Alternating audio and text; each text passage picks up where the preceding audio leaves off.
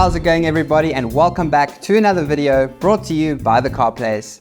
I'm Jeremy Moser, and in today's video we're going to be breaking down the differences between warranties, service plans and maintenance plans.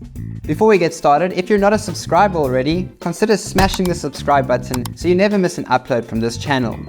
Alright guys, without further ado, let's get started. Alright, so when buying a new or a used vehicle, dealerships will often offer you some value-added products, or VAPs as some people like to call them, to purchase alongside your new vehicle, like a warranty or a service plan or a maintenance plan. Like many of us out here, you might also be confused about the differences between these products or services. Well, as always, today we're here to help you decipher the differences between the three. So, let's get into it, shall we? Alright, so we'll start with what's called a manufacturer warranty. Did you know that almost every new car in South Africa comes with a warranty? That's right, but this warranty is the manufacturer's warranty, and it's their promise to replace or repair any faulty mechanical car part, within a certain time frame or mileage, of course.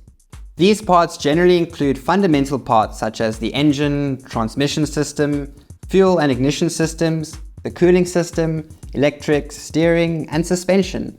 Basically, all the main fundamental components of the vehicle. But not all manufacturer warranties are equal.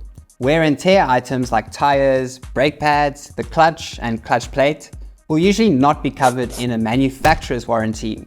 Driving recklessly or abusing your car could also avoid the warranty in its entirety, and so could installing any generic parts too.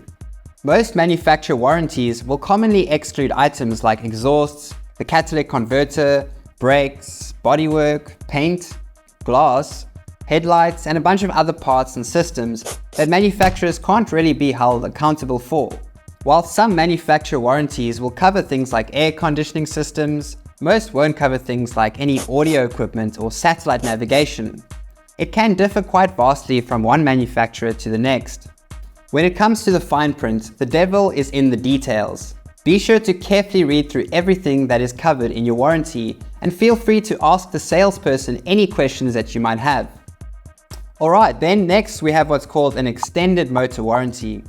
If the vehicle that you're interested in buying has run out of its manufacturer warranty, this is where you should look at getting an extended motor warranty. It's nothing new that buying a second-hand car comes with its risks. This is why so many companies nowadays offer extended warranties for cars. If you want to mitigate these risks, it's usually a good idea to take out an extended warranty on your second-hand car. This will prevent any sort of unprepared and costly repair bills from landing on your plate in the case where something goes wrong mechanically. If the car you're buying is for your own personal use, less than 10 years old, has less than 200,000 kilometers on the clock, an extended motor warranty is a must. Extended warranties also usually include emergency roadside assistance as part of its package. But again, do your research and carefully read that pesky fine print before signing. You don't want to be left out of pocket for something that isn't covered in your warranty. Alright, then next we have what's called a service plan. A service plan, as the name suggests, is basically a service product that you can purchase with your vehicle to ensure that the services are financially covered when they need to be done. Generally speaking, cars should be taken in for a service once a year. You can purchase a 1-year service plan, which would cover 1 annual service, or a 2-year service plan, which would cover 2 services over 2 years. And I'm sure some companies even provide lengthier service plans. Most new cars in South Africa are sold with what's called a manufacturer's service plan, which stipulates how often your car should be serviced and where. If your car isn't sold with one, you should be offered the option of paying for one.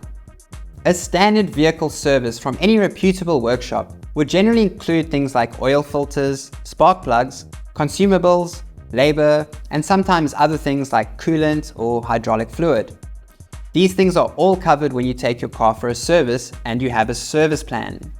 Bear in mind that the same wear and tear items as previously mentioned will not be covered in a service. These include your tires, the clutch plate, the brake pads, and even the wiper blades. Now, although these wear and tear items are not covered in your service plan, your service provider should offer you these services as an extra. This is so that you can have the convenience of sending your car to one place instead of many to get sorted out, and at the same time the service company can make some extra bucks. Win-win. Alright, and then lastly we have what's called a maintenance plan. A maintenance plan is basically the service plan's big brother. It includes a warranty with even more added benefits as well as a service plan. It is truly the ultimate plan. We recommend that if your car is still young but has seen a lot of mileage in its short life, a maintenance plan is a good idea. This is because any car that gets used a lot in a short amount of time will suffer the result of fast wear and tear. And the best thing that you can do in a situation like that is to be covered for as much as possible. The only downside to a maintenance plan, however, is that it can be very expensive, and for this reason most people just opt for a service plan. Again, as with all the other value-added products or VAPs we've mentioned in today's video, maintenance plans also differ from one manufacturer to the next. So always be sure to gain as much information as possible so you don't end up paying for things that you thought were included in your plan. And that's it. Those are the fundamental differences between warranties, service plans, and maintenance plans. We hope you enjoyed today's video, and if you did, why not smash the like button down below so you can help us grow the channel and produce more informational content about the car market in South Africa. Alright guys, thank you so much for watching. I'm Jeremy Moser, and I'll see you in the next one.